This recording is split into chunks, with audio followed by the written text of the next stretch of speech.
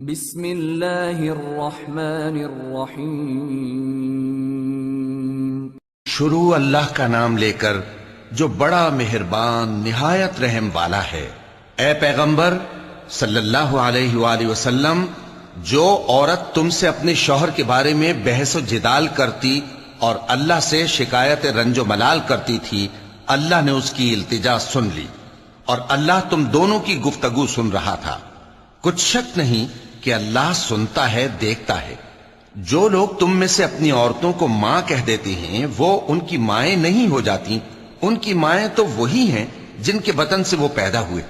بے شک وہ نامعقول اور جھوٹی بات کہتے ہیں، اور اللہ بڑا معاف کرنے والا ہے، بخشنے والا ہے۔ اور جو لوگ اپنی بیویوں کو ماں کہہ بیٹھیں پھر اپنے قول سے رجوع کر لیں تو ان کو قربت سے پہلے ایک غلام آزاد کرنا ضرور ہے۔ مومنو، اس حکم سے تم کو نصیحت کی جاتی ہے اور جو کچھ تم کرتے ہو اللہ اس سے خبردار ہے۔ اب جس کو غلام نہ ملے وہ قربت سے پہلے لگاتار 2 مہینے کے روزے رکھے، پھر جس کو اس کا بھی مقدور نہ ہو اسے 60 محتاجوں کو کھانا کھلانا چاہیے۔ یہ حکم اس لیے ہے کہ تم اللہ اور اس کے رسول کے فرما بردار ہو جاؤ، اور یہ اللہ کی حدیں ہیں، اور نہ ماننے والوں کے لیے درد دینے والا عذاب ہے۔ جو لوگ اللہ اور اس کے رسول کی مخالفت کرتے ہیں وہ اسی طرح ذلیل کیے جائیں گے جس طرح ان سے پہلے لوگ ذلیل کیے گئے تھے، اور ہم نے صاف صاف آیتیں نازل کر دی ہیں، اور جو نہیں مانتے ان کو ذلت کا عذاب ہوگا۔ جس دن اللہ ان سب کو جلا اٹھائے گا تو جو کام وہ کرتے رہے ان کو جتائے گا۔ اللہ نے وہ سب کام لکھوا رکھے ہیں اور یہ ان کو بھول گئے ہیں، اور اللہ ہر چیز سے واقف ہے۔ کیا تم کو معلوم نہیں کہ جو کچھ آسمانوں میں ہے اور جو کچھ زمین میں ہے اللہ کو سب معلوم ہے؟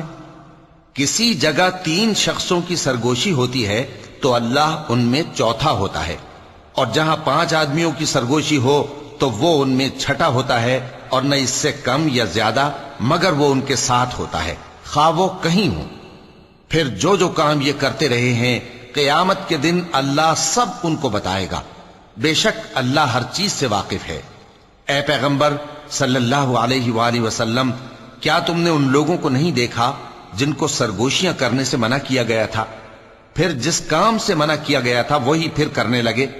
اور یہ تو گناہ اور ظلم اور پیغمبر صلی اللہ علیہ وآلہ وسلم کی نافرمانی کی سرگوشیاں کرتے ہیں، اور جب تمہارے پاس آتے ہیں تو اللہ تعالیٰ کے بتائے ہوئے الفاظ کے بجائے دوسرے الفاظ میں تمہیں دعا دیتے ہیں، اور اپنے دل میں کہتے ہیں کہ اگر یہ واقعی پیغمبر ہیں تو جو کچھ ہم کہتے ہیں اللہ ہمیں اس کی سزا کیوں نہیں دیتا؟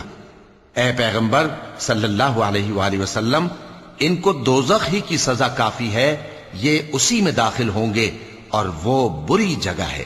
مومنو، جب تم آپس میں سرگوشیاں کرنے لگو تو گناہ اور زیادتی اور پیغمبر کی نافرمانی کی باتیں نہ کرنا، بلکہ نیکوکاری اور پرہیزگاری کی باتیں کرنا، اور اللہ سے جس کے سامنے جمع کیے جاؤ گے ڈرتے رہنا۔ منافقوں کی سرگوشیاں تو شیطان کے اکسانے سے ہیں جو اس لیے کی جاتی ہیں کہ مومن ان سے رنجیدہ ہوں، مگر اللہ کے حکم کے سوا ان سے انہیں کچھ نقصان نہیں پہنچ سکتا۔ تو مومنوں کو چاہیے کہ اللہ ہی پر بھروسہ رکھیں۔ مومنوں، جب تم سے کہا جائے کہ مجلس میں کھل کر بیٹھو تو کھل کر بیٹھا کرو، اللہ تم کو کشادگی بخشے گا، اور جب کہا جائے کہ اٹھ کھڑے ہو تو اٹھ کھڑے ہوا کرو۔ جو لوگ تم میں سے ایمان لائے ہیں اور جن کو علم عطا کیا گیا ہے اللہ ان کے درجے بلند کرے گا، اور اللہ تمہارے سب کاموں سے واقف ہے۔ مومنوں، جب تم پیغمبر کے کان میں کوئی بات کہو تو بات کہنے سے پہلے مساکین کو کچھ خیرات کر دیا کرو، یہ تمہارے لیے بہت بہتر اور پاکیزگی کی بات ہے، اور اگر خیرات تم کو میسر نہ آئے تو اللہ بخشنے والا مہربان ہے۔ کیا تم اس سے کہ پیغمبر کے کان میں کوئی بات کہنے سے پہلے خیرات کرو ڈر گئے؟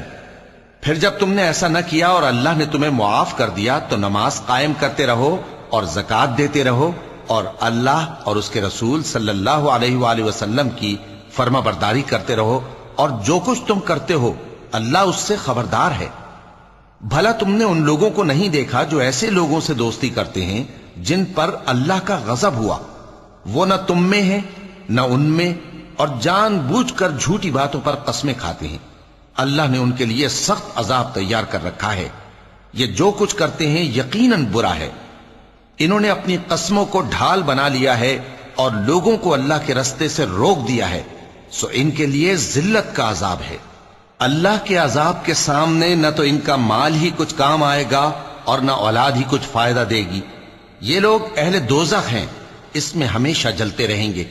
جس دن اللہ ان سب کو جلا اٹھائے گا تو جس طرح تمہارے سامنے قسمیں کھاتے ہیں اسی طرح اس کے سامنے بھی قسمیں کھائیں گے اور خیال کریں گے کہ ایسا کرنے سے کام چل جائے گا۔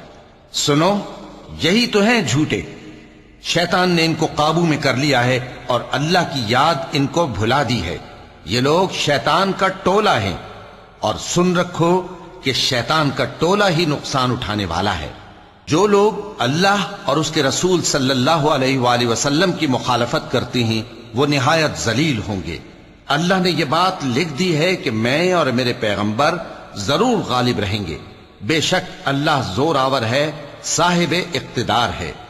جو لوگ اللہ پر اور روز قیامت پر ایمان رکھتے ہیں تم ان کو اللہ اور اس کے رسول صلی اللہ علیہ وآلہ وسلم کے دشمنوں سے دوستی کرتے ہوئے نہ دیکھو گے، خواہ وہ ان کے باپ یا بیٹے یا بھائی یا خاندان ہی کے لوگ ہوں۔